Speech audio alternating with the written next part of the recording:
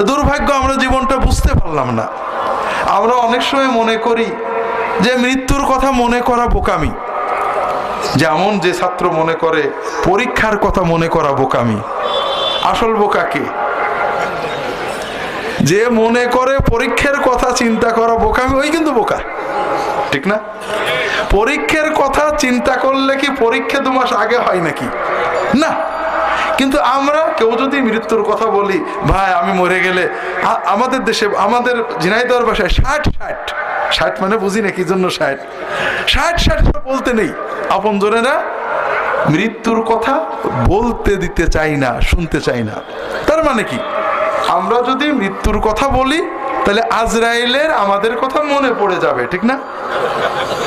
আর আমরা যদি মুখে না আনি তাহলে আজরাইলেরও আর, ব্যাপারটা কি তাই ভাইরা? না, তা না। কাজেই ওই ছাত্রই তো বুদ্ধিমান যে জানুয়ারির 1 থেকে পরীক্ষার কথা মনে রাখে, আর সেই তো বোকা যে জানুয়ারি, ফেব্রুয়ারি, মার্চে লেখাপড়া করার কথা বললে বলে আরে দেরি আছে, পরীক্ষা তখন দেখা যাবে। তাই জন্য ভাইরা, প্রায় মানুষই ক্ষতির ভিতরে। আল্লাহ তাআলা বললেন শুধুমাত্র 4টে কাজ যারা করে তারাই সফল হতে পারবে।